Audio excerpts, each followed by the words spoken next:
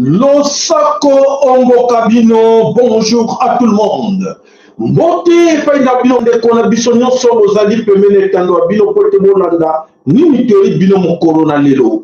Nzambe oye bankoko na biso babelela kiye nzapa.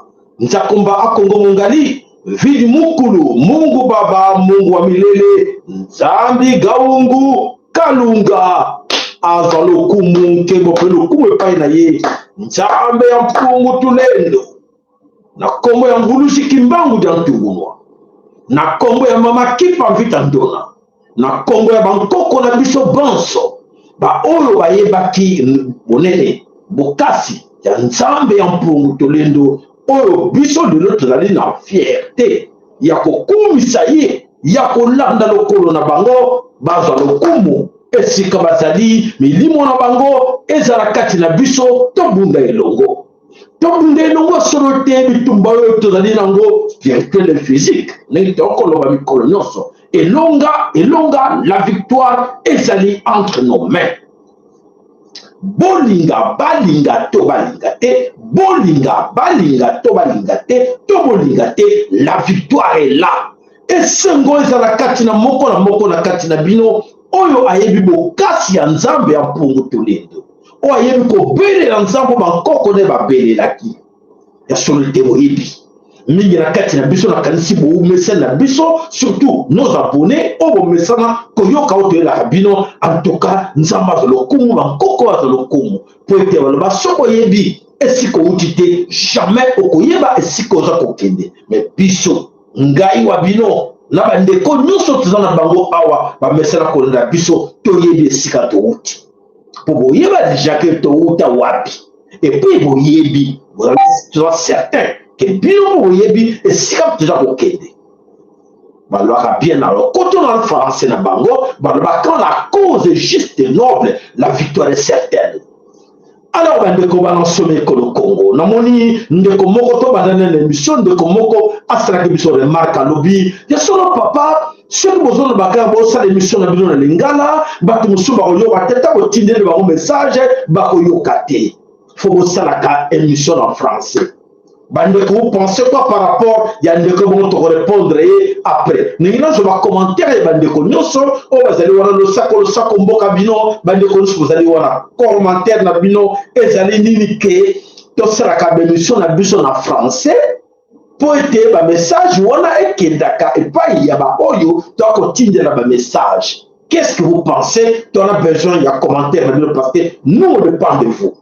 Bino bato, vous allez voir na balandi wa biso. Alors, tout le monde commentaire déjà, papa la biso, Jean-Claude a levé, non. Ndeko la biso, Pierre Kimbondo a levé, le sakombuta muntu matondo. Déjà, ndeko moko a levé, non. Alors, tu as besoin d'un commentaire na bino par rapport à nango. Il faut-il que tu continues comme ça là, comment na lingala, na minoko la biso, ou tu bada comme ça là na français, pour être mindele bayoka. Et ça les remarque ndeko moko a tini. Alors, Toboyi ezala na batu Toboyi tozali babantu non. Merci. Alors, moi ben papa Yamayele oui. On a besoin de tous avoir commenté wana mawa mingi lingala to na posa toye babo préféré to continuer voilà to moni lingala ezali bien. Tout le monde vraiment continuer la lingala ezali bien oui na français ezali bien koyoka message voilà bango mpe baka lingala na lingala non tout le monde vraiment batebele balobi en majorité balobi non pas question d'être complexé aliéné. Mon frère, mon cher, Oyozali numéro banda na plus 242. Il y a solo remarque na yo sali et tenir des bouteilles pour nani parce que les gens pensent que l'on la complexe et infériorité. Moi je voulais, j'avais la réponse, il fallait qu'on puisse en bateau. Mais la binga qui na yeba, balandi la biso balobini. Mon frère, na kanisi, tu as déjà que ce qu'on a complexé dans la langue, complexé dans le quand on a vu français. toi poyo alebeli biso ke yeba message na nyonso alobaka na français ya wana ekendaka na tango ozali ponde komoko ya mampinga asadresaki une fois na moto babenga au secrétaire général ya ONU Auguste Antonio Guterres, voilà, et non arrivé. Donc Antonio Guterres ndeko wana ya mampinga na biso alobelaki Antonio Guterres na lingala. Ya lobi mais non, quand on a lingala te, il faut le voir en français, comme ça ya yoka. Mais mon cher, papa, ndeko na biso longo la complète, il y a infériorité. Quand les Chinois s'adressent aux Américains, bah il y a anglais, ils s'adressent dans la langue chinoise. Quand les Iraniens s'adressent à n'importe qui, au yoka jamais français ou anglais bini, balbaka na munoko na bango. Batouana bayoka ne t'en fais pas. Papa, je m'excuse. L'homme a complexe infériorité. L'homme a lingala. Ta langue, là où on peut savoir en valeur, baza obligé bayoka. Baza ba traducteur ba oluka ba yeba, c'est ça notre valeur, notre culture. To garder en haut n'ingewana. Hein papa, je pense que Oyokibiso Sikabusali, Ezali et Sengoumi, moi je suis très fier de moi. Quand nous avons le bateau na lingala comme ça, nous avons dit que les autres passaient bien la bande qu'on a vu sur l'union. Malgré bazan qu'on comprendre bien tala, imaginez-vous, bateau de la bango na lingala, nous n'avons pas bota na lingala, mais pour n'avoir appliqué à mon bango moko, pour appliquer à mon téléphone, ça s'adresse à na bango. Tu s'adresses à la lingala. Chaîne na biso de l'émission Tolobaka, tout s'adresse à la bande qu'on a biso. Bon année. Alors, chers compatriotes, Tolobaka, carte na distraction. Distraction, nous sommes en guerre. Tozali na guerre, tozali na bitumba, tozali na vita. Vita tozalango, c'est une guerre spirituelle et physique. Ezali bitumba ya molimo na ya nzoto. Ibale, et que c'est ni bitumba ya molimo na ya nzoto, spirituel na physique. Donc, comme une étape mibale, bitumba ya molimo, tout de suite, on a déjà kala. La guerre spirituelle, on gagne déjà kala. Bah, yebi, mes chers amis, suivez-moi, c'est très important. Bah, mindele, bah, tout le monde a à laquelle elle est. Bon, la démission de l'eau, comme ça, vous allez comprendre. Tout le monde est bango, tout le monde est moko, l'anniversaire même, il y a Félix Chilongo, Azakose. Azakose a jeté wana, avant gâteau, il est moko. Ah, non, ah! Ça, Félix,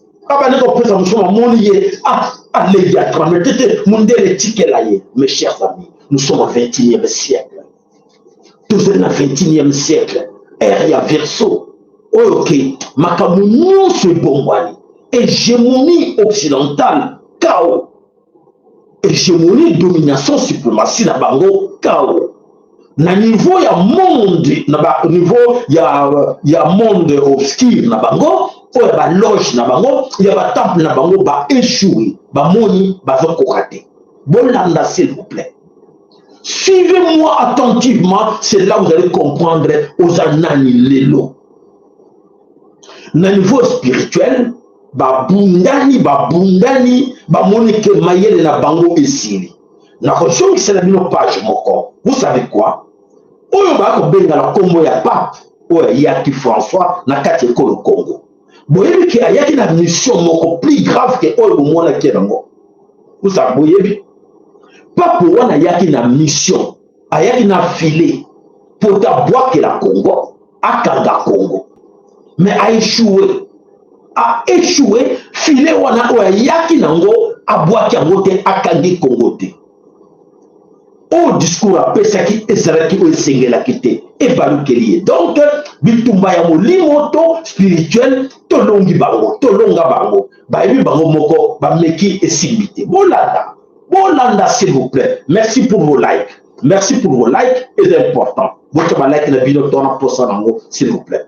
Alors, na bitumba molimo to longi bango ndengeni. Na bitumba molimo ba ye nango po na ba loge na bango, na ba temple na bango. Il y a des gens qui prient nuit et jour, qui travaillent en collaboration avec nos pasteurs, nos évêques, nos abbés. Abbés ou nous faisons sont des magiciens.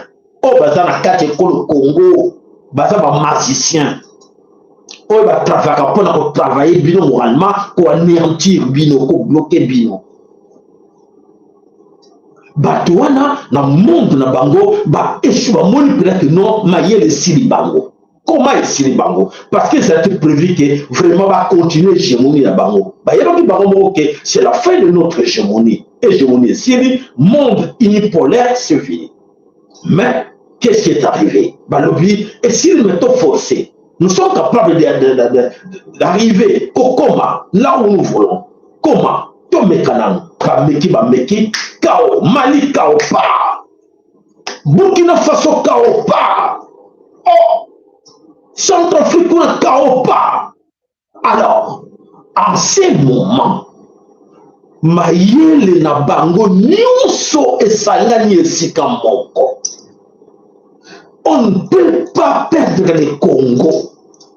Bakoki ko perdre le Congo te ya mvuluzi kimbango. Ah bon?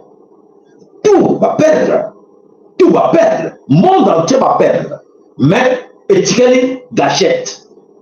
La gâchette, c'est le Congo. Alors, ah merde, ceux qui te perdent la gâchette, et si ceux qui gâchette est déclenché, paf, et c'est fini. Alors, ils travaillent avec Kinena, avec des relais locaux. Bah, relais locaux, on aime Sarabino. Qui sont ces relais locaux? Sont nos frères politiciens, nos frères pasteurs, nos frères qui sont là au bazar pour travailler encore dans les partis politiques, dans la religion. Pour Nabango, biso na bango ne sera bien tout le temps. Préparons-nous, Tokobunda Bitumba biso na bango. Tout cela est déjà prêt. Tokobunda Bitumba biso na ba frère na biso. Pour terminer, bazako bomba na sima na bango. Bani comme monde santé ba bomba ni makasi na sima na bango. Balingi ah pasteur wana zote bien. Yende pida akosa a continuer ko distraire bango. Mais ba yebike essayez. Et à vous pasteur, à vous politiciens, nos frères à nous, nos sœurs à nous, à vous pasteurs, à vous nos frères à nous, nos sœurs à nous, maman a pu intervenir comme vous appelez. Alors maman a intervenir pour na sujet tout ça qu'on roba, maman a cancer rose à la boigna, bande comme ça qu'on yo 2 minutes. Bande comme ça qu'on yo. Que yango wana batindi représentant ya pape batindi représentant ya pape lisusu epai na biso aza na Lubumbashi esili lelo azongi lelo matondo mama. Voilà, merci. Et là comment ça va se aller maman? Bon, eloko mosusu vraiment ezate mais natindelaki yo eloko moko bakei na bamile. Oui. Bakei na bamile. Oui, nazarango nakolakisa bango. Nakolakisa bango. Nazarango déjà. Merci. Alors, on a mon ndeko Claude Makambo à ce numéro na biso ezali 0 gabo garda au malamwa 00 0032 0032 466, je dis bien 466 110 110 192. C'est beaucoup benga poko baksa commentaire par rapport à ça. Toi tu as bitumba, tu as la guerre, tu as bitumba, tu as na kati penda na kati amvita. Oza ko yeba te bona da malamu pote oyeba oza na kati amvita lelo biso toyebi ke vita ebanda kala vita molimo tolonga yango vita ya boye eza kokontinue baye lisusu na vita ya molimo lisusu comme tolonga ki bango baye kozonga lisusu na vita ya molimo baye kozonga lisusu bazotingama mpo bayebi ke jamais bakolonga bitumba oyo na nzoto na physique sans que balonga ngo na molimo. Ceux qui balongi na molimo te kokate et maintenant va accélérer maintenant ndenge bazonga lisusu va reprendre des marches bazongeli des marches oyo ya bitumba ya molimo et yo za concerné. Yo, aliéné mental, tu es concerné. Parce que t'as des yo, c'est ton problème à toi. Le pays t'appartient. Ce que yébité, c'est grâce na bato a yébi, nde na molimo bankoko ndozo wa kobunda, bamba mvuluzi kimbango wa kobunda, mama kipa mvita kobunda, papa mafolo malala za kobunda, bankoko na biso wa kobunda, na nzambe ya mpungu, nzambe ya solo, aloni jamais. Na pesa ki bana wana punition, ya mobilo mo profitaki, et donc là, tata moko to mama moko a punir mwana na ye, voisin baleko le kamoni mama wana punir mwana na ye, ya profiter, et papa wana lui tellement ah voisin wana a commis na vertige. Alors maman na katiro on va se na bosanaki non sikoyo ndenge alibazongi nani Lubumbashi ekomi capitale ya église oyo na Congo. Lubumbashi ekomi capitale. Il y a capitale religieuse. Capitale religieuse. Une semaine. Maman, merci. Merci.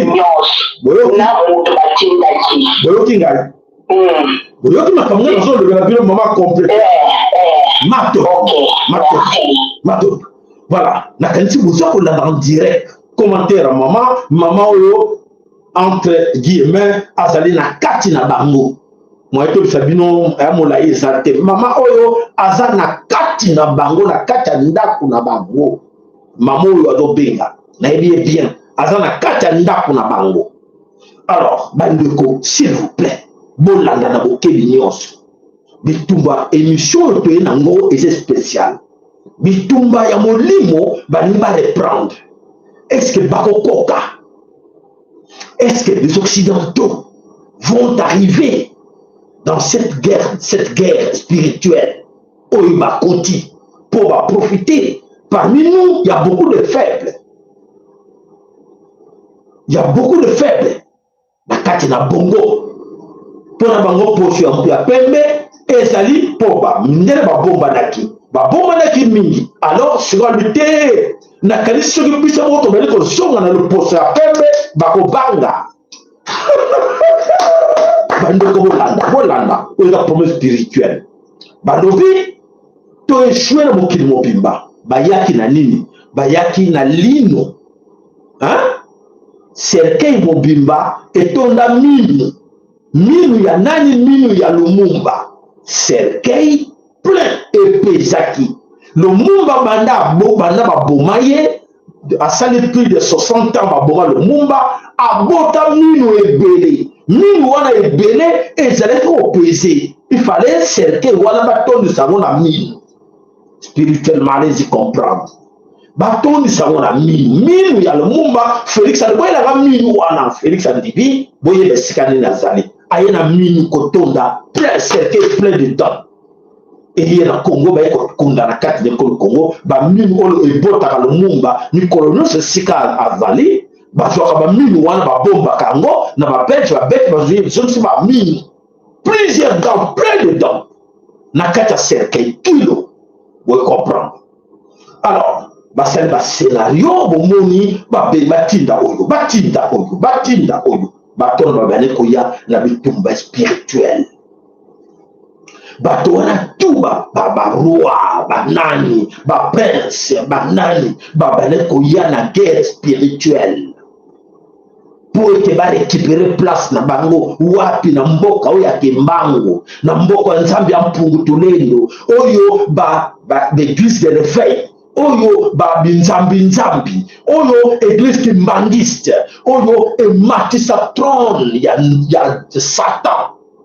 Bah, l'église nyonso ya kati ekolo Congo et matisa trône ya Satan tellement nzambe ya lobi ok je t'ai laissé cette place là c'est chez moi là c'est chez moi là où tu es c'est chez moi tu ne sais pas c'est chez moi alors non ton quel était ton sali awa Satan nzamba pour tout le lobi dégage Satan kiti akitina nesika batiaki na Congo likolo akiti akimi akekolela bato na ye bokende komisa bango babengana nzambe na bango biso tozwa place. Malheureusement ce n'est plus possible ekosimba te parce que nzambe baoyo ya ye baza na kati ekolo Kongo, nzambe azongi na kati ya Kongo. Alors message na ngai ya lelo eza nini?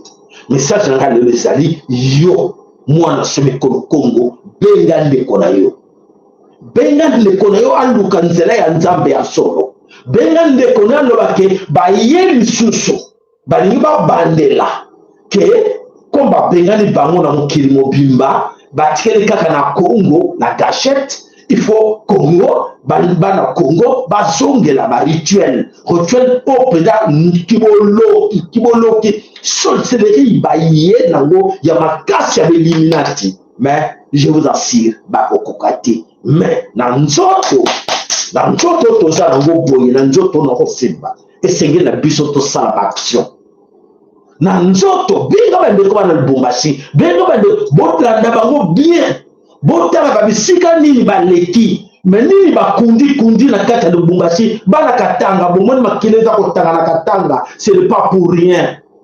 Makili eza kotanga eza basacrifice yango baye nango sikoyo alobi batya yango capital spirituel na bango po bazwi basacrifice. Makila etangi batangisi makila na kati na Katanga na kati na Lubumbashi. Makila wana eyo service sikoyo batravaye nango po batya monima na bango na kati na mboka babengi Katanga. Wana ezali nzambe alobeli nga nalobela bino, mais bakolonga te. Mais esengeli na biso totravaye biso nyonso na losambo na kobele na nzambe oyo bankoko. D'ailleurs nga moko nalobela bino déjà nadia puissant na ntango nalobeli bino boye c'est fini na mondiri bango oyo nyonso bakende kosala na Congo nini sans effet ekosimba te na kosi bino te solo vérité na komo vulu jikimbango na komo bankoko na biso nini et sans effet nyonso basali na Congo échec. Bazo perdre le temps na bango, bazo perdre le temps. Alors yo soko landinga obikisi bomoi na yo, soko boyi kolandanga olandi baje wana okokende po ezosenga milimo ya bato bakolekisa bato bakokufa ebele. La libération du Congo ezali moto akokakola yango azali te, mais bato bakokufa oyo baza koyeba politike oyo eza koleka te. Je crois que vous avez bien compris. Donc aujourd'hui, je pense que nous, carte la vous comprendre l'ennemi a donc joué carte ligne. Nakanisi oyo mama alobi oyo nakati na Lubumbashi esengeli na lakisa bino yango po ete bakebele bakoluka bayeba kebe ya solo makambo mama alobi eza solo tope ya lokuta esengeli ke moko na biso amona en image exactement oyo ezwa koleka na kati na mboka Katanga. Oyo bandeko na biso bakatange bango moko baza na kati na distraction bayebi te ke Satan aye kosiéger bango encore physiquement. Satan aye kosiéger bango na kati na mabele oyo ya bango ya Katanga. Et alors ekozala matata parce que basacrifice makila ekotanga encore mingi parce que Satan va obliger à bango basala bitumba bakosala na ba divinité na biso ekosenga makila bokinga. Sa visite pastorale au là-bas, l'envoyé spécial du pape et sa suite ont franchi le portail du gouvernorat où il était reçu par la gouverneure de province le lundi 12 juin 2023. Après échange, Marie-Thérèse Massouka Salini a fait visiter la forte délégation de son hôte de l'ennemi interne de ce luxueux hôtel du gouvernement Rwandais. En sa qualité de chrétienne catholique engagée, Marie-Thérèse Massouka Salini a accompagné la délégation du cardinal Luis Antonio Tagle dans les installations de Métalcol. À leur arrivée sur le site de cette société minière, ils ont eu d'abord un bref échange de prise de contact avec le directeur des opérations avant de prendre le bus pour faire la ronde. La délégation cardinal Luis Antonio a commencé par la zone de stockage délibérée dénommée A4 où elle pouvait voir Nobel et activité. Elle a été ensuite conduite dans les usines de production de cuivre et de l'hydroxyde de cobalt. métalcol produit en moyenne 275 tonnes de cuivre et 70 tonnes d'hydroxyde de cobalt par jour. Avant de quitter le Lualaba, l'envoyé spécial du pape a félicité la gouverneure Masuka et Monseigneur Richard Kazali Kamba, évêque de Kolosi, pour le travail qu'ils abattent au quotidien visant l'amélioration des conditions de vie de la population. Sur les pastorats, nous avons conscience qu'il y a beaucoup d'efforts qui se font du côté du gouvernement comme du côté de l'Église pour améliorer les conditions de vie de la population. Nous sommes heureux de voir personnellement ce qui se fait comme effort ici pour l'amélioration des conditions de vie de la population et nous allons pouvoir communiquer cela au sein du pape François. Nous demandons à tous ceux qui ont la responsabilité à veiller particulièrement dans cette province de continuer à travailler ensemble pour le bien commun. Di continuare a cercare insieme il bene comune. Masuka Saini a remercié le cardinal Luis Antonio Tagle et les autres. Voilà, le portugais. Portugais, batu, bandaki, les Cambouais rencontrent sur la carte de christianisme. Le portugais. Oyo babengaki na Congo boyibi bino ndenge ba portugais ba ko ba koko na biso ba memaki bango ko initier bango ba koma ba chrétien. Boyibi. Et voilà un autre. Azawana ba portugais. Kuna crise na carte na mboka na carte na Portugal, mais ba jouer la carte pour être ba défendre Europe mobimba. Vous comprenez jango yango wana. Alors, ndeko za ko senga ndeko mo ko komela ndeko numéro na téléphone par question na bali ko koma et ko joa gata. Donc 0032 466 110 192 topé 192 0032 466 110 192. De quand on a besoin d'intervenir, beaucoup comme on a, on va commenter là comme ça, ndeko abenga pour intervenir. Voilà la situation Oyo et Zali Koleka, Namabili Kolo Congo. Le temps est là chaud. Et Zali chaud. Bitumba et Zali ya molimo na bitumba ya nzoto. Tokoti yango pour la bango ba perdre nyonso mais so ba perdre Congo boto na bino moko pape envoyé à pape akena Congo ou bien akene na kati na ba couvent na bango na kati na ba doctoire na bango te akei na wapi na mi akei na wapi na stockage et kozala matata. Voilà la situation ezali grave ya komona ke mais toujours comprendre côté bazo me biso wapi. Et dans tout cela, mes chers amis, on a ancien ennemi la bise depuis le monde des mondes. Ennemi la bise le vrai ennemi, il y a Congo, et c'est-à-dire occidentaux. Oyo, ce qui bayebi, c'est une bonne guerre en fait. Guerre ton amour, mais tout le monde a barreau. Pourquoi? Parce que Bazana rien. Bazana est l'autre côté. Ce sont des pauvres. Je dis bien des vrais pauvres au monde, ce sont les Occidentaux.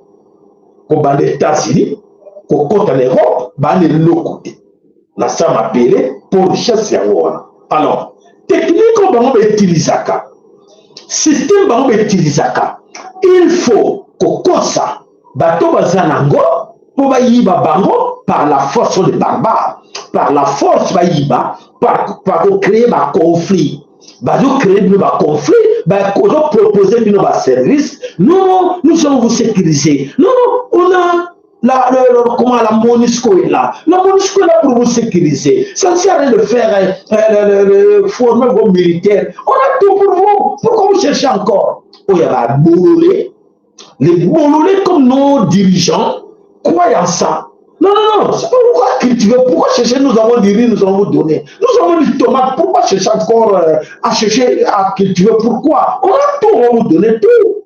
Voilà, aliénation, faiblesse collective.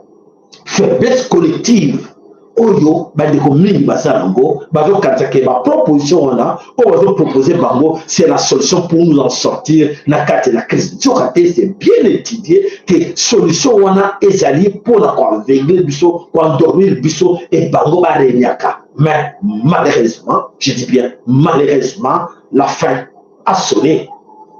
Tango il fin à système, fin à monde unipolaire, et ils ont profité pendant 8 siècles dans ce monde unipolaire. Aujourd'hui, nous avons un lobby, plus question.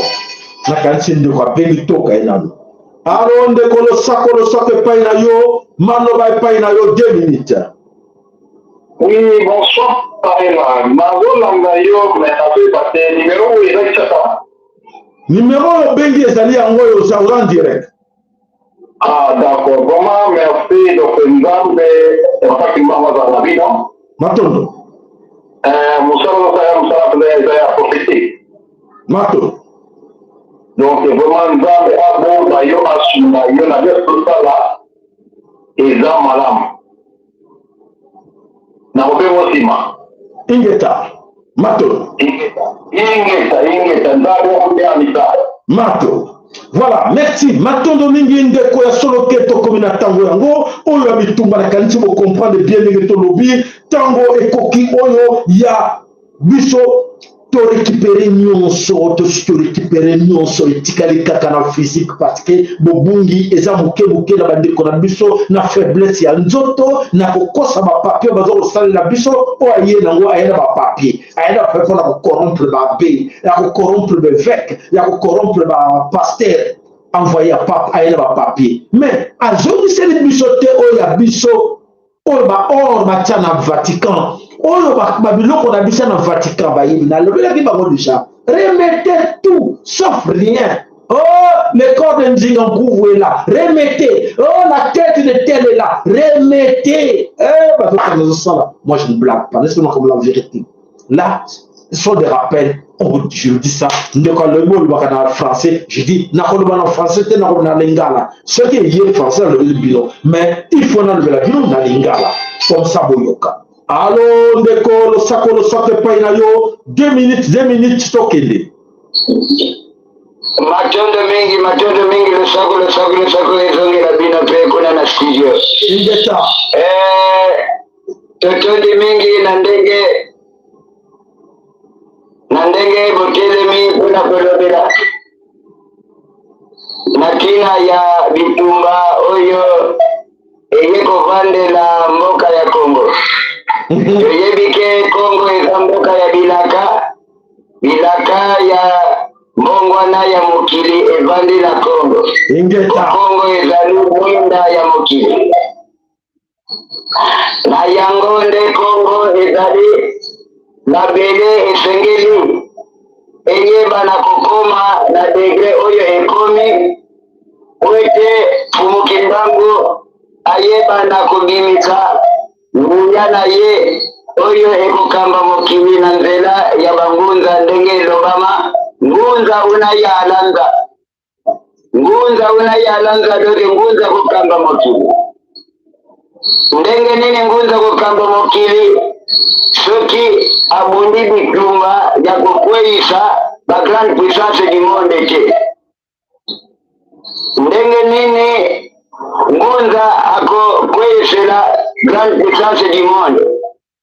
Est-ce que akokende koprovoke batongani na bamboka na bango kuna bavandi kuna kubundisa pe kokweyisa bango te ngunza adukaka bitumba te esengele sikoyo ezalela ndenge nini mboka molimo atelemisi bangunya baya kosakanela mboka Kongo pwete ngunza atelemisa mutu abunda bitumba oyo alonga bangunya ya Kongo.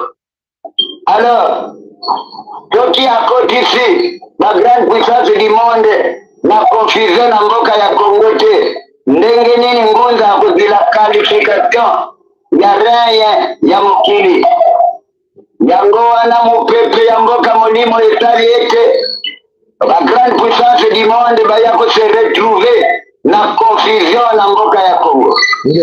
Ezali porte danger ya ngunza wete ayeba kobimisa mutu na reye na ye au monde. Comme c'est ainsi epai bizo tovandi bandeko na bino bangunza l'étoile brillante mbwetete ya Kakongo etelemi kwete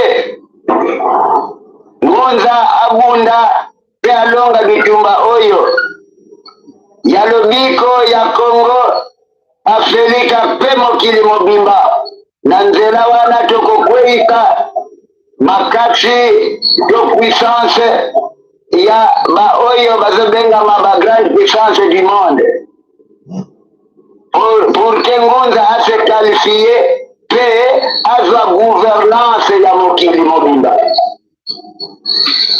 Soki bangonza bazaya kolala bayeba kolamuka pwete bangonza bandeko na bango bangonza na kati ya mouvement ya la pamote la paix au monde terrestre bangoyo bazoko bongama wana kokweya na kapitale ya Congo na vila Kishaka le 30 juin oyo konako Bibi Taliloba ya Fumu Kimbangu pona indépendance totale du Congo Afrique pe mokili mobimba efika wana bangonza bakoza disposition ya kovandisa Congo ya sika Afrika ya sika pe mokili ya sika na kimia ya nzambe oyo euta na likolo esengeli evanda pe na se awa yenge muzulu yenge bantete oyo ndembela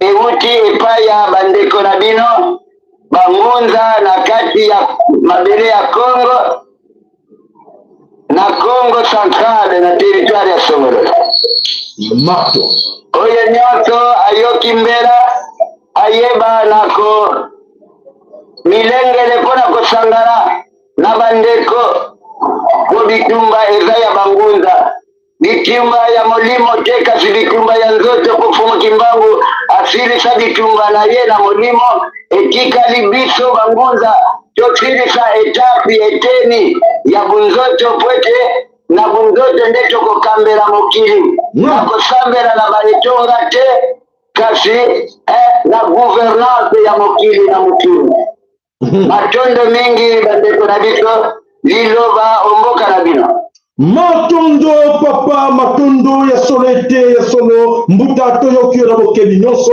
ekosengela ke tobengana mbala nsima bobenga ngai tomeka kose fixe mokolo nini tokokosala mpena émission na bino mpona kokundola baoyo nyonso mpona kolamusa bandeko oyo ezalaki information ya comme ça ya journal mais tozana posta na bino bobenga biso ata na nsima émission ata lobi to fixe mokolo nini bandeko nyonso bakolanda nini oyo ezali koya ntango yefweni zambe ya mpungu tulendo yala kuyala ngeyala konto konfimba kembo pele kumu ezongera ye bandeko tozosala masekite awa atosala po ete nzambe bankoko aza kotinda biso tosala eza bato na mosuni te bato bazotinda biso pe tosala po ete na mosuni esengaka mike esengaka mbongo mais biso tosala na molimo eza kotinda aloba soki molimo etindi loba nakoloba soki molimo elobi koloba te nakoloba te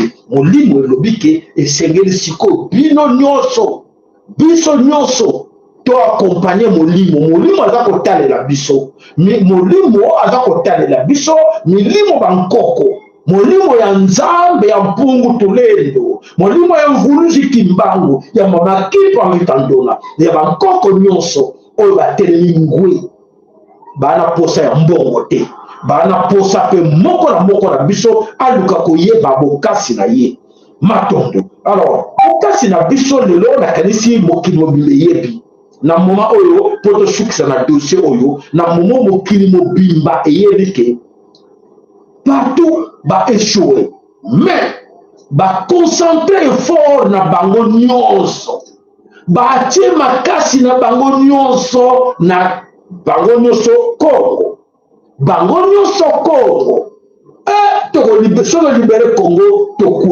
tokwei exactement bakokweya po te nzambe akosaka te nzambe azali lokola moto te po ete na moto toyokomona ndenge bapaster batrahir biso ndenge chef coutumier ba trahir biso, ndenge ba saleri mususu soi-disant ba salela nzambe ba trahir biso pona le koso ya mbongo. Lelo to comme to tikala baletike nite soki ezalaki nzambe te, soki nzambe ye moko te, soki mvulusi kimbangu ye moko te, nde Congo esekei.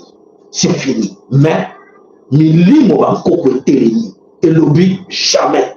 Molimo ya papa mafolo malala oyo yoka ye wana akina mission azana kati na molimo baza kobunda. Toa kobunda na bango boyebi abango bundisa mbato yo boyebi na moko. Voilà bandeko bana somekolo Congo, exactement ce monde bouge. Le monde bouge. Mokili ezako ningana. Alors l'ancien monde unipolaire c'est fini. Monde unipolaire est fini. Lelo ezali ya solo matoto wana moni bandeko ya Kinshasa ya Congo bazali ko benga ebele to kana bango ndeko no sako pa na yo kuno zali na kati na Congo. Lo sako ndeko ngina mao César ngina mao lo sako papa ngina mao mbuta ngina mao mato lo sako pa na yo ingeta to sepeli vraiment na émission ko za ya parole pona ko lokalisha ke ndenge ni moyinde sengeli fatele mape maegunza ndenge ne sengeli fatele mapona kobundila mabele ya Congo ingeta malobi ata butu eyindi suka na motongo ekitana ingeta batambusi biso mena tango oyo bangunza nyonso batele mapona kokisabila kaya tata simoki mbangu mato donc tango oyo vraiment ngunza nyonso azali ta mobiliser naba oyo baza sur place naba oyo baza sur place to bayebi te me bakota na ndako ya molimo basika kobikisa Congo okotambola susu boye te mato donc ntango oyo vraiment tosengi na bino kopanza sango oyo efengeli moyindo azwa solution pe moyindo amiyeba pe aza nani, moyindo azali eloko ya pamba te, moyindo azali moto ya tina il faut amizongisa na esika na ye matoni matondo papa eloko moko na kolobela bino lobela bandeko nyonso boza na bango na kati na bangunza. Lelo bangunza bakomi kolanda lokolo ya bapaster, lelo bangunza bakomi kolanda lokolo ba évêque koluka mbongo yebisa bango na sina gangelaki bango bolimbisi na gangelaki na lobelaki bandeko mosusu mbala mosusu elekaki bautaki Angola, bautaki Congo Brazzaville, bautaki Gabon, balobi bake kokutana na Félix Antoine Tshilombo po ete batambwisa mboka na lobelaki bango papa bokeba parce que bozosakana kimbangu papa ndinama olobi bongo ngunza oyo ya solo oyo ayebi mayefutimbangu asalaki mayelitya mfrontimbangu tolitya bamuta matsuka lulitya bamuta sima utoko ezalaki mpona kobinga ngunza oyo akomi komitya mpona kotya mbongo na ye liboso liwa totala na likolo ya voilà liwa ngunza ya solo esengeli atelema alobela Congo po mission bapesi bango deja mpona kolobela Congo bapesi bango mission te mpona koluka na mbongo na bango bayebake makiya ya Congo etangi ya kotanga donc soki bakomi koluka mpona mbongo na bango me bayebake mosala bapesaki bango batataki mbangu bakofuta Félix Antoine Tshilombo azali mota Loretta Merta oyo ba sirène de zolo marabout ya mokili nyonso aza moto na biso te soki bomeki koloba ke tokende pa Tshilombo ye président ya république ya pesa biso mbongo papa mama fimbo ya kekele ya kimbangu ekonjaka bino ngana lobaka na ngai mpona motina mina nga nasengaka mbongo te natiaka mbongo liboso te natiaka liboso liloba oyo nzambe aza kotindanga na loba na lobeli bino wana liloba ute pa na ye mei matondo tokobenga na papa ngira wao matondo wala yeta voilà bandeko bana somekolo Congo na kanisi ntango mfweni bomoni molimo na ntango molimo eza kosangana molimo eza koinspire biso ezalaki boye te me na kanisi boyoki bino moko ndenge nini eza koningana alors ntango eza koningana tokana soni te po ete ntango tozokana soni na kolobaka yango bandeko moso ozoprofite ke non ateki te oyo ezali ntango ya nzambe, ntango ya mvulusi kimbangu ya ntongolwa, ntango ya mama kifu avita ndona, ntango ya nzambe ya mpungu tolendo kalonga ekoki soki yo sakani papa yo mama olobi o trahir na mikolo yo fimbo ekobeta na libota na yo na ba génération future na yo papa biso tona posa mbongo ngana le bebina na posa mbongo bangunza boyo kanga malamu ba papa na ngai bambuta bangunza boyo kanga biso tona posa mbongo po mbongo zo sara ke to dia komela metango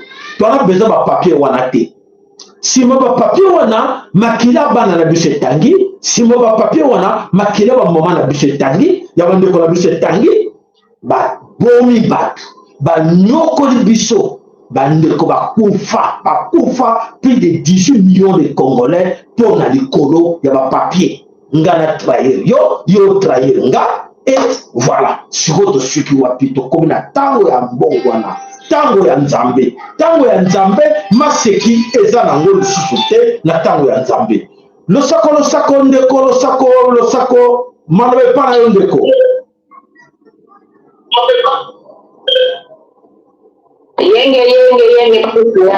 yenge mama yaya malobe epa na yo 2 minutes mama Mama Kongo kumbu losako epano mama losako papa matondo atoka naza kolanda na mokebi ndenge katolandaka toyeka kobakisa maloba par rapport ya sija lelo mpe baintervention nyonso oyo bandeko bapesi ezali vraiment ndenge wana ete mokili ya molimo ezali ya kotelema ngeta donc tozali kozwa message lodi kaka euti kokeka tosololaki na rp passage oyo ayebi kotalisa biso mpe bakango eza koleka na mokili ya mokimo kokanisi na sene na biso mpe ya nte moke ya kwanza toza kokabola mikolo oyo bamessage oyo tozali kozwa donc toza mpenza na connexion yango makambo oyo mpe bandeko balobi na oyo bino moko boza koloba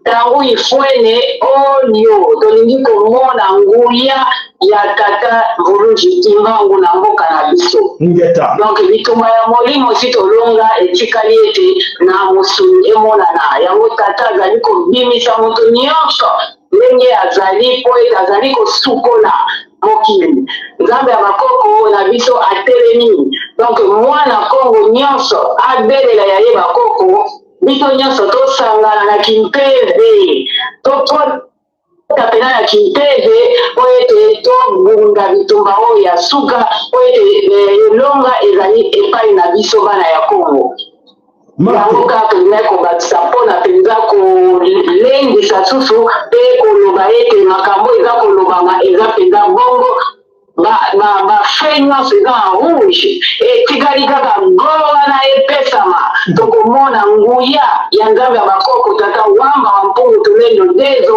oyo alingi kosala na mboka na biso mpongo matondo bapasaya matondo mama na ngai ya solo nzambe apambola biso nzambe azala na biso po ete tomoni ntango tokomi moto moko so aza na bokasi na puissance ya mabe oyo akobloke makambo oyo ya libération Congo aza te soki omeki papa mama yo moko komona oyo koyela yo na libota na bagénération future na yo oyo nyonso bosala batradition oyo nyonso tobisoki bino bozongisa biloko wana soki maboko na yo eza na makila soki maboko na yo eza na makila kopusa na pembeni te na makambo to akoloba soki oyebi ke maboko oyo eza na makila ya bandeko na yo makila bandeko mosusu oyo osimba kosakana te koleka nalobeli bino alaki mosapi kosakana te okoleka luka ozala pembe maboko oyo ezala pembe boye po te nzambe bankoko wana kanda po ete makila bana na ye etangi mingi na kati na Congo e hémorragie wana ifo to arrete yango c'est fini matono mama voilà bandeko bana sonekolo Congo ya solo ke tango ifweni oyo tolobi eke ezosenga moko na moko na kati na biso aluka koyeba mozindo ya nzambe oyo biso takobelela buto na moi e toza koloba mikolo nyonso ntango ifweni ndeko soko ozwango kala bablague mondele azwango na blague te makambo tozosala oyo miso amona baaventure miso amona tozoloba na biso me mondele oyo baza kolanda nga ase moment na oyo balingala me mindele baza wana bazolanda nga ils sont là en train de me suivre bayebi bayebi ke tata oyo eza na molimo eza na nsima na ye aza koloba bayebi et bah yebi que molimo wana ezali intouchable bah yebi. Alors na tango mindele baza ko banga déjà ozo yela bango et yo concerné yo mukolo kongo na sabina misapi yo mukolo kongo ozo kotalanga ozo la kata distraction ozo penser toujours que te solution ko yeko uta na France na Belgique na États-Unis na Canada na Vatican et na 21e siècle na era verso o nzamba termine na kati le Congo papa maman papa keba o tika bana no malheureux et malédiction ne ko landa bango tina 5e génération bona danga bien malédiction yo tika bana na yo likolo ya mbongo et ko landa bango ti 5e génération pour likola ba papier nzete e botama na mapele botaka nzete wana bakasa ba nzete basali yango ba papier yo kanti ke ba papier yango utaka na likolo ya nzambe te liuta nzambe te ya kati nde utaka na nzambe oyo eza na sa mabomba na sa mabele oyo kola baba bende tolati cuivre or eza biloko euti na nzambe ete ya moko na bino voilà ba ennemi baza kobanga l'ennemi baza ko perdre et va perdre bazo banga siko ke étape ya soke tika na bango et silima ko ya faillite za Congo moko ya yo gâchette et si que si soki ba réussir soki ba échouer et si baza fini exterminer la monde mboko ya yo Congo soko bien côté mboko ya yo Congo o no kilo mezo talela siko et yo penser quoi yo le banini. Est-ce que changer mentalité? Est-ce que comprendre là où tu es? Ou une responsabilité na yo na oza ko le kalelo? Responsabilité na yo na mo oza ko le kalelo na kati na Congo. O ba balé o nyonso be misère baza ko tinda. O ba zo na ba magie, o ba zo na ba domination, o ba zo na biloko be eliminati ba formation. Yo lo minini. Yo mukolo Congo lo minini. Devoir na yo zanini. Nasuki wana. Alors tokende ya solo tokende ki musike inspiration ya Nzambe moi to bloquant mo ezalaki te ezalaki plus important que oyo ya ba actualité otobombela ki bino mais tokende actualité na lombango poete tango ekei musika oyo ya actualité. Allez, c'est parti.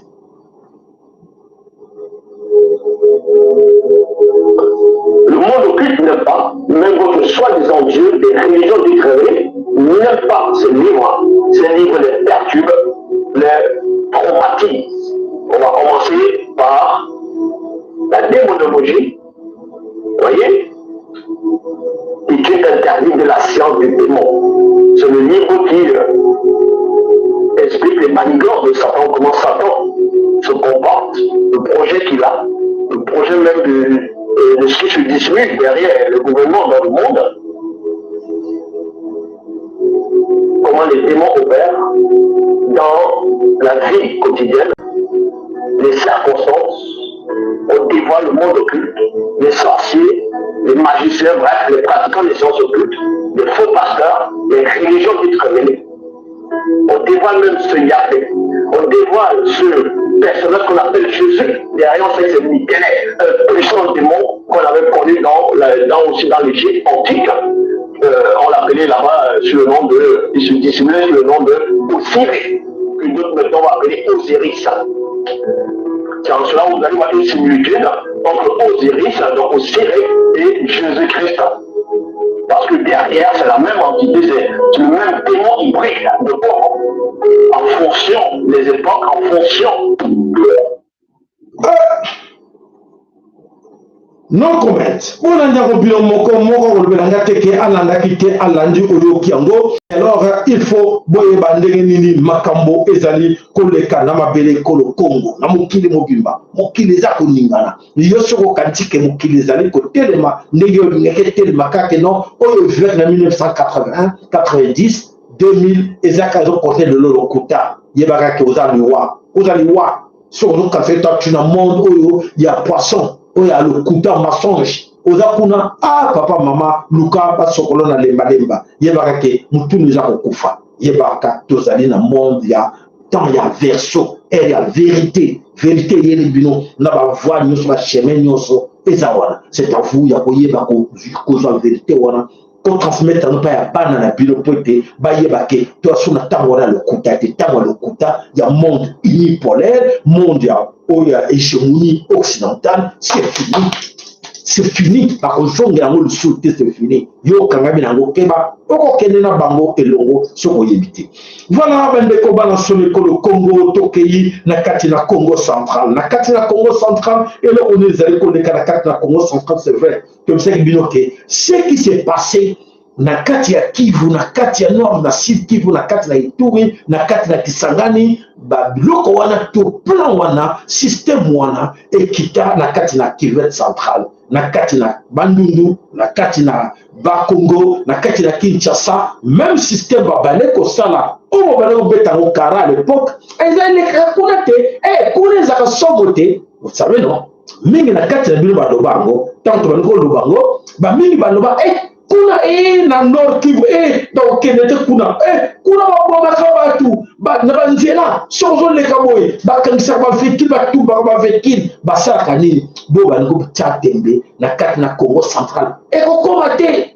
on a biso na Congo central ko komate allez Tolanda Congo central. Nous sommes sur la nationale numéro 1. L'insécurité bat son plein. Ndenge bozomona toza avant koma lukala souti Kinshasa souti Matadi oleki lukala péage ya lukala ozomata bakriminel babimi omoni barule mabanga oyo ya minene bakangi nango nzela batelemisi babus bajeep bafuye bato babotoli batelefone bazaki na baarme na maboko babandi ame arme donc babotoli nyonso telefone mbongo baclé de contact bajipo ozomona oyo na bandeko donc eloko batiki bango nango eza te gouverneur ya bakongo meka kotia sécurité na national numéro 1 gouverneur provincial babotoli biloko tala bazwi temps opération oyo bazwi temps botala mabango ya minene malongo yango musika tala o bakangai nango nzela mabanga oyo balongo yango musika basali batinel bamemi yango ti bakomi nango awa donc euti musika tala basali batinel banzela awa mpe nzela koto kuna ozomona na ngambo nzela yango oyo amemi mabanga oyo musika donc opération oyo ezwi bajour tala esika bauti na mabanga ezopese plus de 100 kilos donc ba 200 kilos tala niveau ya libanga donc bazwi temps bamemi yango bakangi nzela basali opération pendant tout ce temps la police ezalaki wapi FARDC ezalaki wapi gouvernement provincial en tout cas bosala effort bosécuriser population na bino ya bakongo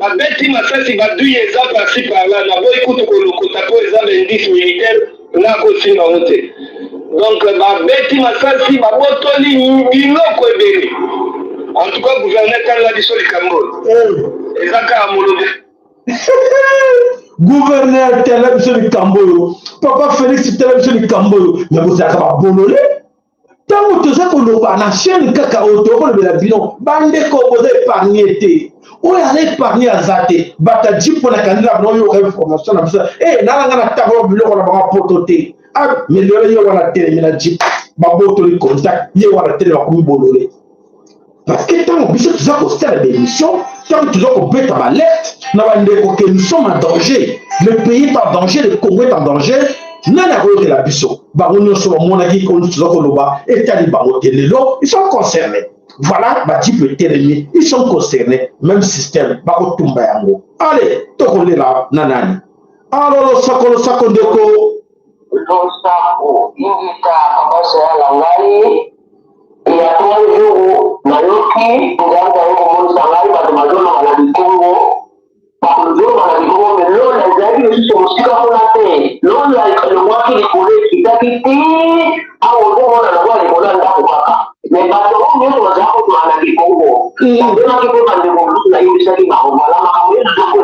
la vérité. Voilà. Bandeko, tu es bien, tu es là. Les Ogi, Nani, Ngonda, Antoine Gonda, Ayaki, Montali Bosso, na Robert Wa, Ayana Bangona Katela, qui sent tout, tu sais, Bandeko, Bana qui sent tout, Lamuka, qui sent tes alliés, Oyo, centre à planification. Bon, opération, je constate dans la carte du Congo central, centre nango ezali qui centre ezo planifié, ezo tinda à gauche à droite, ezo tinda banani ba touti. Gouverneur ya ville ya no gouverneur ya centre, gouverneur ya Congo central Azanani Gibandu touti. Nakati ya mission ya kati ya ba Congo oyo ba simi mission catholique nyonso ba touti. Ngali bana bena Congo passé. Tout le monde s'adresse à nani, na lobaka na nani, tuza komiba botelema, bokote na bango bozepele, bobenga na bango bozepele, yoka, ignorant, azo adresser na gouverneur. Gouverneur di bandu yaka njokote, bandeko ya gouverneur, bato bazo sala makambo wana. Bandeko ya gouverneur, bato bazo nga ko exterminer bino, babandi mo kuna pe na Nord Kivu, na Sud Kivu zereka kaboy. Kale, ba village comme Tumbama, Lolo, et comment. Tant toujours bas, Ezananu Yako et Bandeli, Boluka Bango, ils sont dans les forêts, Bazara Katana, ba savane wana, Bazara Katako Boma, Bilba Kolomboka, Bobimboka, ba chef coutumier aux Awapi, pour avoir déloger Batouana, les chefs coutumiers, Boté ba costume, Boté ba veste, Boza Wapi, voilà Moussara Nabino. Na Tchad, ba chef coutumier ba tomboka ba soldat français, tout c'est l'image. Bakele osal bakile le bango banjoyi 8 soldats français banjoyi ba pika bango ba kufa sur place KO ba score ke dans la France. Bibino de Kamuni kaka zela na kotine le mbaswa soka sera kotine le mbaso na kotine le kake soka sera kotine le kake boza incapable de kotine ba tuti kake boza incapable de kotine ba tuti mbaso. Bon, qui vous l'olé la biche. Quand vous avez tinda bino le ba pauvre, vous avez bomana, comme ba kununa, bino na bino, vous avez tchaba mbeli, vous avez tchaba banani. Mais vous avez tchaba député, tchaba sénateur, ba oh, vous avez ôté la misère, la malheur na bino. Alors, bah, papa, ma boko na ngeza pembe, oh, baza ko lela wana, ngana makina na bango na maboko na gate. Voilà, bandeko bana somme ko le Congo wana ya solo ezali ya pasi braquage wana ba braquage wana nyonso na ba système oyo ba tuti ba banda nango banda kona ba ye nango po bato wana il faut ba sala kadera ba nyokola ba congolais faut ko torturer bino po boza bangongi ba torturer bino so boza ko yokate. Alors voilà la situation oyo eza koleka na katina ba Congo ezali ya pasi esengeli moko na biso aluka ayeba wapi toko bima na katina situation oyo tokei na katina mboka Nord Kivu na katina Nord Kivu ya solete bandeko na biso baza na katina Nord Kivu oyo ba wazalendo bango pe kuna batomboki balobi bakotika bakose laisser faire te batili message. Alors toka nano ba wazalendo pori juu ya kuproteje nchi yetu. Alafu tunashangala Munyarwanda mtoto kama Inosbi anajita. Tunashangala huyu mtoto kusema atabadilisha kose hapa mvile ya Goma. Kwa hiyo tunametre agarde viongozi wetu, gouverneur, maire de la ville. Iko seri shie wazalendo tumeikatala. Na hiyo itatokea hiyo siku mkiitika hiyo koseri kuwe itakuwa kuvichwa yenu. Ndio tumesema kuanzia leo na makariko zote ambazo ziko mvile wengine wote waanze zitosha na yeye mwenyewe azitosha zile makariko zake, sababu hatutaki ile kosere yake mvile ya Goma. Na hii kosere tumekatala juu ya kusema anatutemea sisi wazalendo ambao tuko na chunga nchi. Ile meforo zote president wa republika tunafanya ya kusema aproteger nchi ya Kongo. Inosbi amezitemea komate. Ndio maana tunasema na makaliko na wote walikuwa shauza hizo mabie mrudishie mabie zake, hatutaki ile kosere ikuwe mgoma yetu.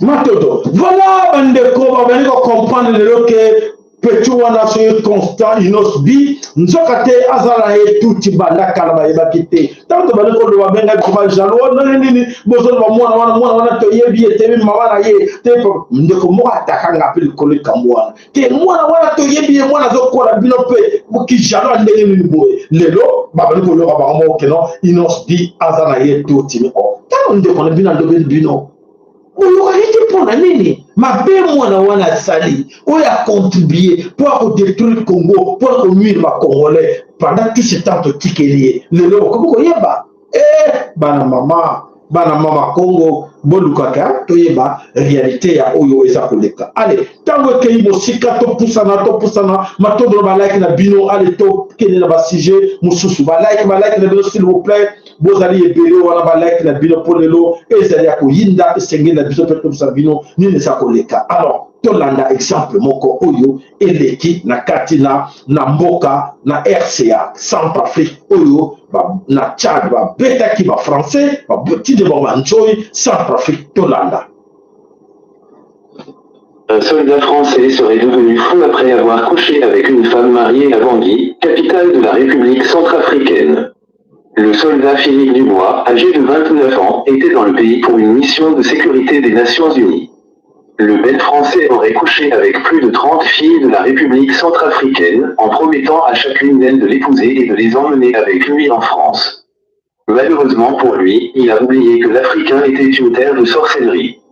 Selon nos informations, le jeune Français avait été averti à plusieurs reprises par le mari de la femme et il avait ignoré tous ces avertissements. Il est devenu fou à peine quelques minutes après avoir quitté un hôtel avec la femme mariée. Le jeune Français se promène dans les rues de Bangui presque nu en demandant de la nourriture et de l'argent aux passants. De toute évidence, il a été abandonné par sa hiérarchie pour tous les crimes qu'il a commis dans le sol africain.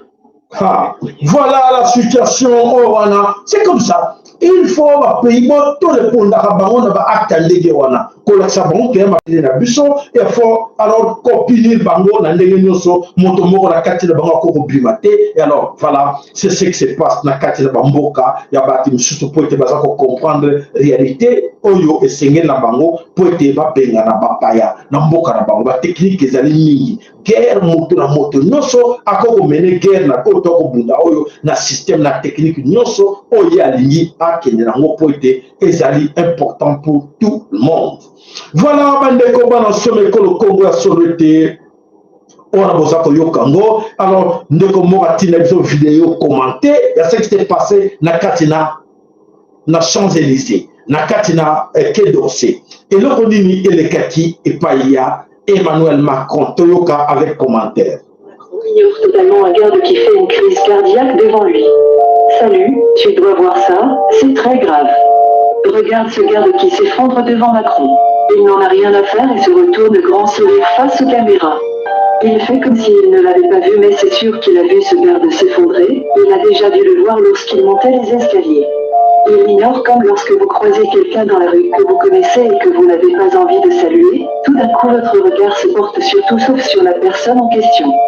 Et tout de suite, un membre de l'équipe se met devant le garde effondré pour que ça ne se voit pas. Rien ne doit laisser transparaître. C'est une métaphore de la situation de la France, tout s'effondre, mais ne vous en faites pas, le gouvernement est tout sourire à faire semblant de ne pas voir la catastrophe qui arrive. En tout cas, si vous travaillez pour Macron, voilà la reconnaissance qui vous attend si jamais il vous arrive quelque chose pendant l'exercice de vos fonctions.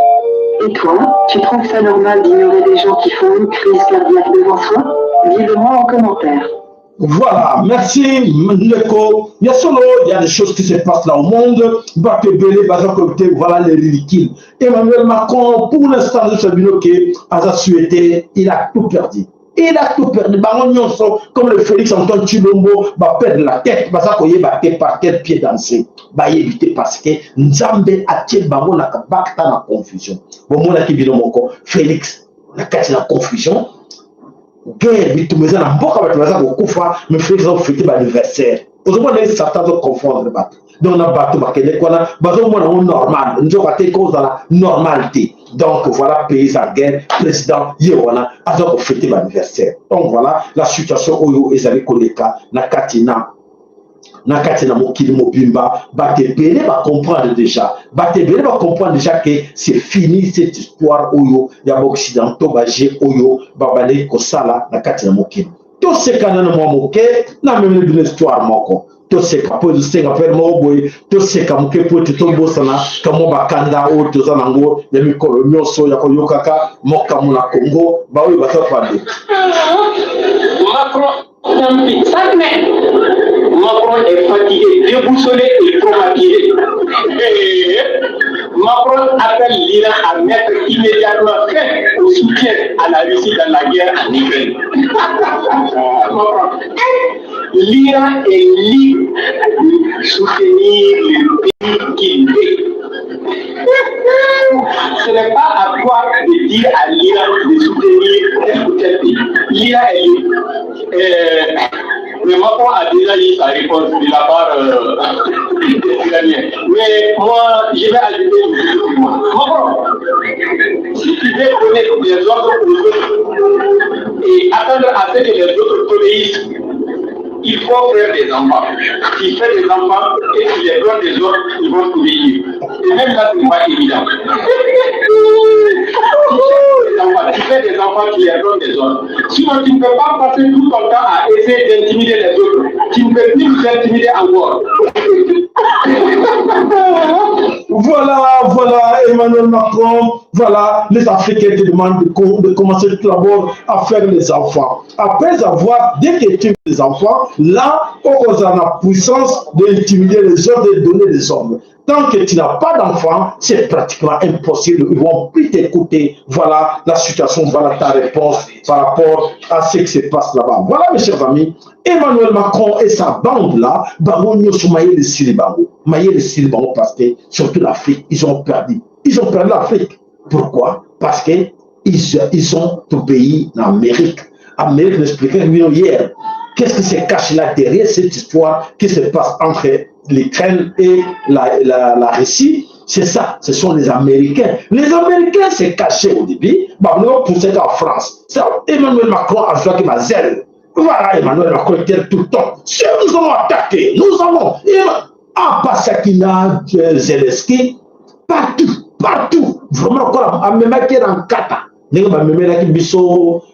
Oyo mototo kobelela Hippolyte Kanambe Hippolyte Kanambe ndenge moko ka bomona Emmanuel Macron azomema Zelensky non c'est actuellement comme ça Hippolyte Kanambe bomona qui sort na ndenge moko donc c'est-à-dire que le moment oyo l'occidentaux et Syrie si tu ne crois pas continue à rester là à côté de okomona okozindana bango elongo pote nyonso et Syrie muto moko ako Baksango Azate. Alors, pour te lui toquer la catena terrain, oyo ba image moko inédite.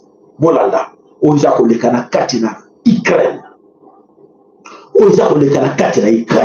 C'est jamais vu.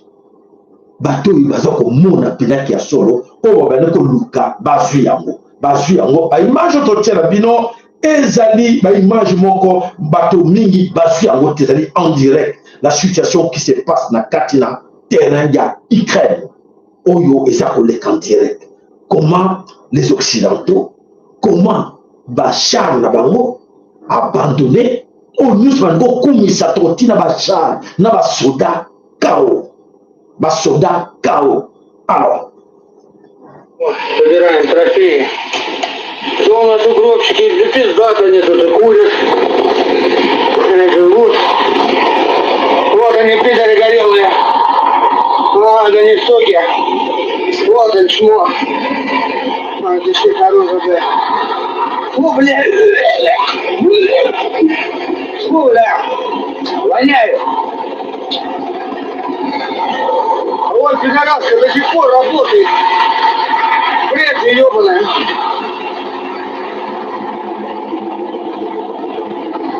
Вот, что там, нормально. Вот, ты, РБГ 22, да? Вот. А? Где?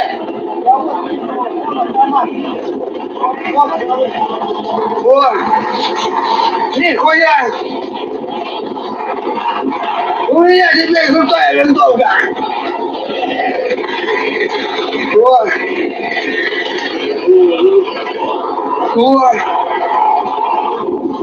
Ah, ну я кому-то издал, говорил. М4.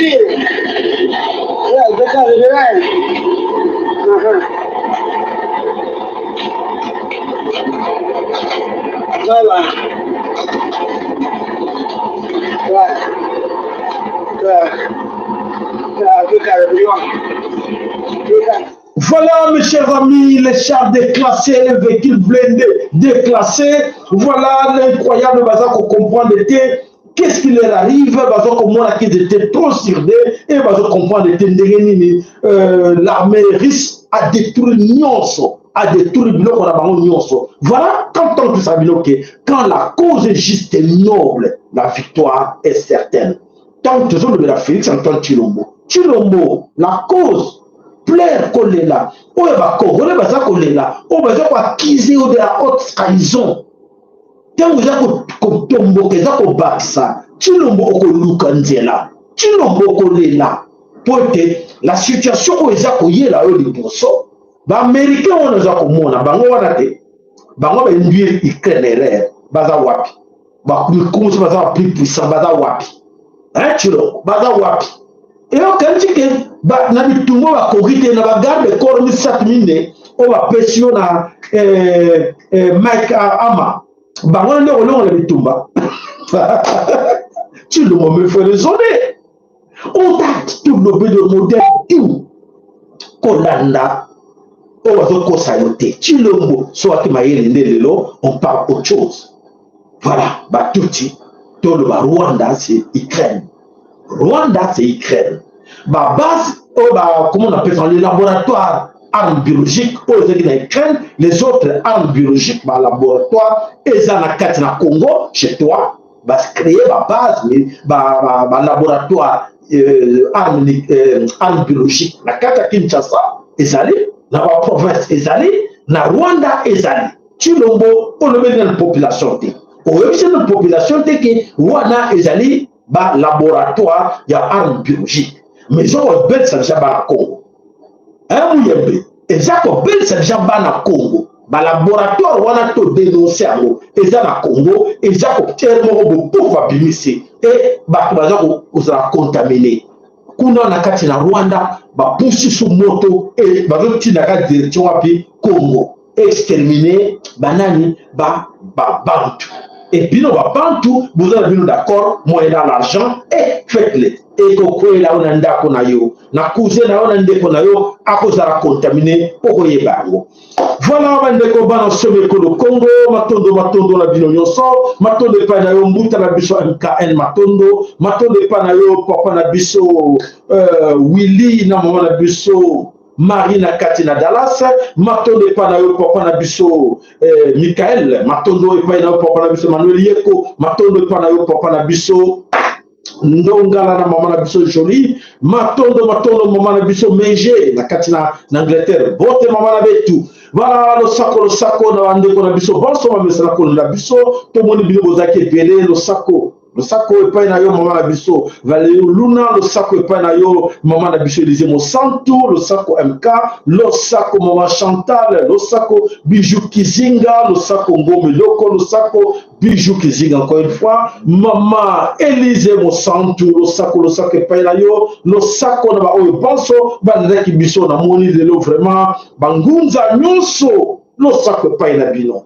nzambe bankoko na biso apambola bino cette fois-ci tokolimbisana soki tomoni mosala na bino ya malamu o nzambe aza kotinda bino bosala o mvulusi kimbango azotinda bino bosala mvulusi kimbango atindi bino te bokozwa mbongo epai ya Félix mbongo wana eza mbongo ya magie mbongo wana eza mbongo ya domination bokende botai na programme na bino te na lobi na insiste soki botie Félix Tshilombo, gouvernement, tout le gouvernement, tout solo na gouvernement, bako dominer bino.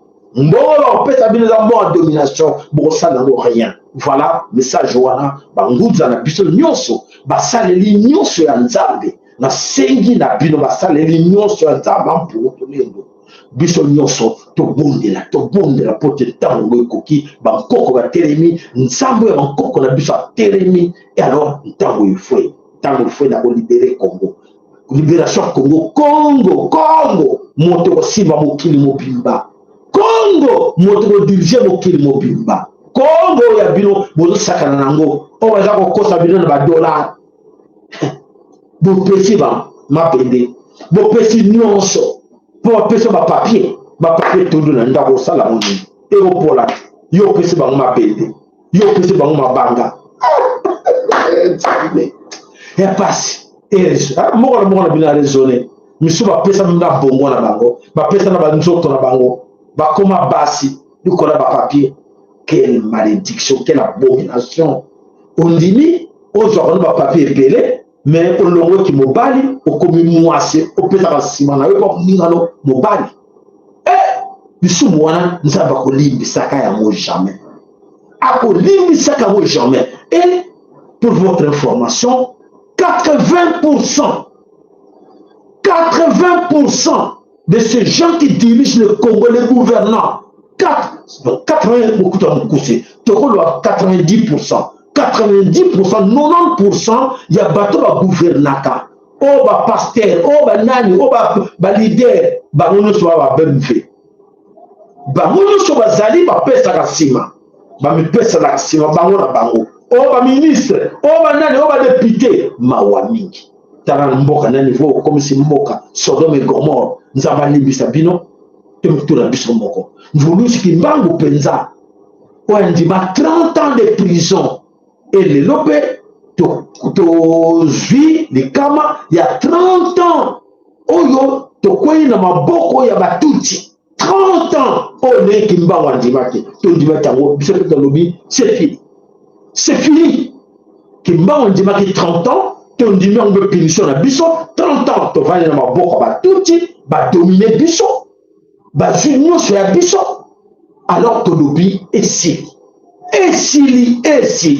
ndeko soko yokinga yebisa ndeko noke papa sayana lobaki nzambe inspiré ye alobi esili soko tina motembe fimbu ya kekele na prometaka bino esili lekinante fimbu ya kekele bozwa bokondima te.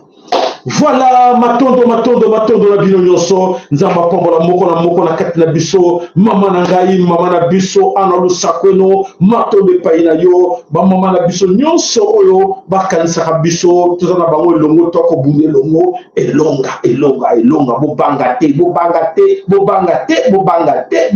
te elonga ntango ifweni bino ba mama losambo. Chaque minute, bolumbu, losambo, ezali, losambo, ngwana nzamba bote kene bilambate. Maman, on a pouvoir. Pouvoir au bozango, biso tarangote. Biso na 6, biso na 9 pouvoir. Alors, pouvoir, biso appliquer à vous. Pote, bon maudire, chilongo. Bon maudire, gouvernement. Bon maudire, maman, ne peut pas belé. Bon maudire, maman Marthe. Bon maudire, chilongo. Bon maudire, bandekonaye. Bon maudire, baonyonso. Pour t'aller ma commission bino, t'aller ma commission biso, de commisser trop bas pour la bango. Voilà matondo to kutani mokolo lobi ingeta ibobo ibo.